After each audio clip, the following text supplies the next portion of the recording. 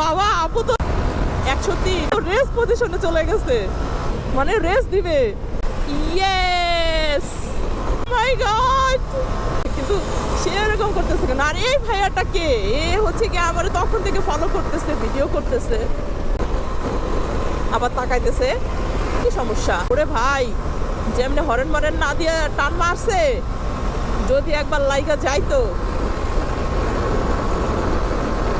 মানুষ দেখলে আরো মেয়ে মানুষ এসে রেস দিতেছে, কোনো দরকার নেই, চলে যাক। তারপরে আমি এই আবার দাঁড়াইলো কেন? কিছু বলবেন? কি বলে?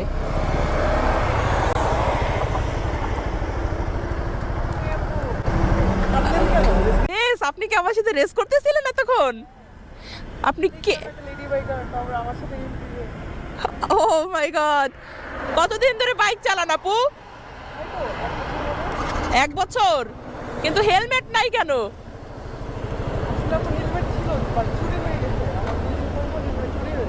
2 দিন পর পর হেলমেট চুরি হয়ে যায়।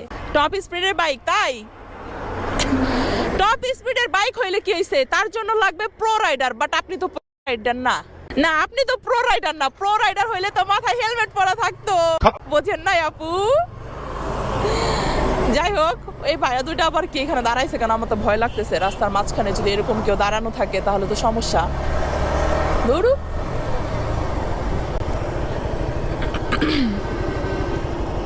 কই গেল আপুটা? হবে নাকি রেস? না, ভয় পাবো কেন? আপনার এরকম ছোটখাটো বাইক নিয়ে কি আর আমি ভয় পাবো বলেন? থাক ভাই, আমি এই বাইকের সাথে পারতেও চাই না, কেননা আমার বাইক মানে 1 নাম্বার বাইক, আমার বাইক মানে সেরা বাইক।